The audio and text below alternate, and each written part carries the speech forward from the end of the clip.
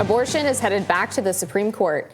The justices have agreed to take another look at whether Mifepristone, a common abortifacient, will be allowed to remain widely available. The challenge to Mifepristone comes as conservatives and GOP representatives battle internally to determine a cohesive message on abortion and family planning.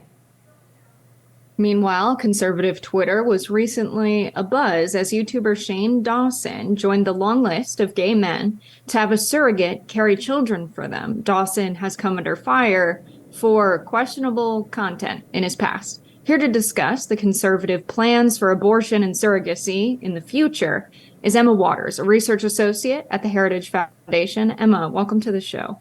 Hi, thanks for having me on today.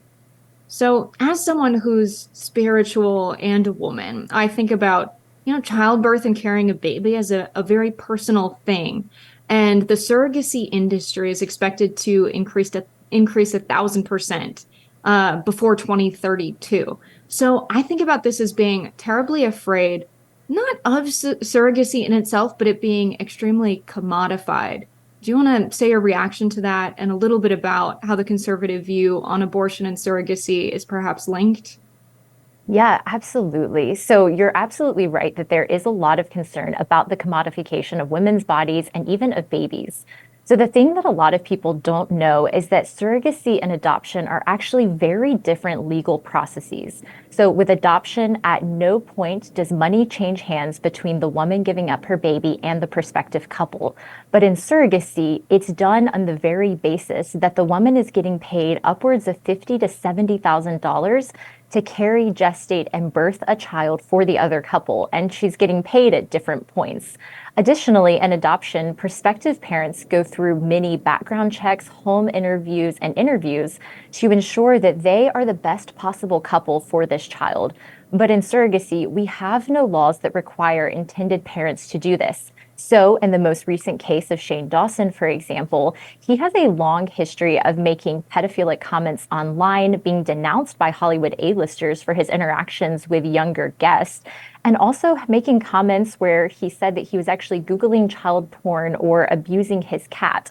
These are incredibly concerning things that if he were going through a traditional adoption process, he would likely not be approved. But because surrogacy allows effectively anyone to create a child and rent another woman's womb, he had full access to it. I recently learned as well, Emma, that apparently international adoptions have fallen quite significantly because of the potential for those children to be commodified essentially through human trafficking. And there's also the question of what happens to the baby when it is separated from the woman who is carrying it. In adoption, I think conservatives view it as trying to make good out of a situation that is bad, trying to get a child into a loving home when the mother can't take care of it. But in surrogacy, the child is created expressly for the purpose of separating it from its mother. Can you speak to that? Yes, so this is a huge point. Like you said, with adoption, it's an attempt to right what was a primary wrong, which is the child being separated from its biological mother or father for any number of reasons. But in surrogacy, you're actually intentionally creating this mother-father loss. So oftentimes you're using donated egg or sperm so that the surrogate-born child will never know, or at least not for a very long time, who his biological parents are. And then for the baby inside the womb, that baby doesn't know that the surrogate isn't his mother. And we do have copious studies that show that that time in pregnancy is such a powerful bonding experience for the baby. He's learning the sound of the mother's voice. He's learning the environment that she's in. And they're even sharing fetal cells through a process called fetal microchimerism, which actually enables the baby's cells to remain with the mother for nearly a lifetime, oftentimes saving the mother's life, even though she's only the surrogate mother. So this connection between the two is so incredibly powerful. And yet with modern technology, like in vitro fertilization and easy international laws, it's easier than ever to abuse this dynamic and effectively create children by any means, by any woman. Emma, could you explain for our viewers a little bit about what policies or laws maybe the Heritage Foundation supports to address surrogacy and the tendency for people to, purchase or, as you say, rent a woman's womb rather than adopt the many children up for adoption? Yes, absolutely. So, one of the first priorities that we're addressing is the presence of foreign nationals coming from other countries to use surrogates in the United States. This is a massive problem that actually sidesteps all of the immigration laws that we have in the United States. And so, most developed countries, except for Ukraine and the United States, have actually banned or severely limited foreign nationals coming to their country to use surrogates because of how exploitive the industry is. So, for example, India, which was one of the largest international surrogacy hubs, actually forewent a $2.5 billion annual industry because of how bad it was for the women and children involved. And so, one of the first things that we would like to see is the United States put severe limits or outright ban foreign nationals from coming to the United States to have children here, especially because of birthright citizenship. These babies actually gain and maintain the full rights of U.S. citizenship, even though they do not intend to live here for any meaningful amount of time.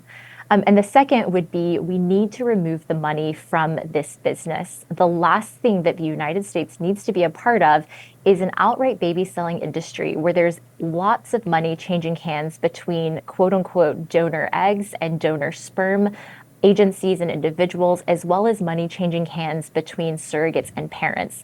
If anything, this should be treated like the organ donation industry or adoption, where there are many interviews taking place, where there's no money going back and forth, and we're ensuring that children are the ones who are actually ending up in the best possible scenario. Let's go back to this SCOTUS case. They're set to look at Mifepristone, which is basically an abortifacient pill that women can take at home to simulate the effects of a miscarriage and abort their child without hospital intervention. What will the Supreme Court specifically be looking at in terms of whether or not this pill should remain widely available? Is this primarily a question about the safety of this medication? So the current case that they have right now is looking at a 2016 and 2021 claim where pro-life doctors who were treating women in post-abortive care were realizing that the removal of regulations primarily spurred by the pandemic has actually put women in further harm's way. So the current case is looking at the removal of the requirement for women to see a doctor. So during the pandemic, there was actually a push in some places for women to receive this incredibly powerful and in many cases very dangerous drug through the mail without first meeting with a doctor to ensure that they didn't have an ectopic pregnancy, that they weren't further along than they thought, or that they didn't have other underlying conditions that actually make taking this abortion pill very dangerous for the life of the mother. But it does harken back to the 2001 decision by the FDA, where they approved this drug under a fast track authority. And so what's so bizarre is in order to approve a drug through the fast track authority that they used in 2001, they had to say that pregnancy was a serious or life-threatening illness.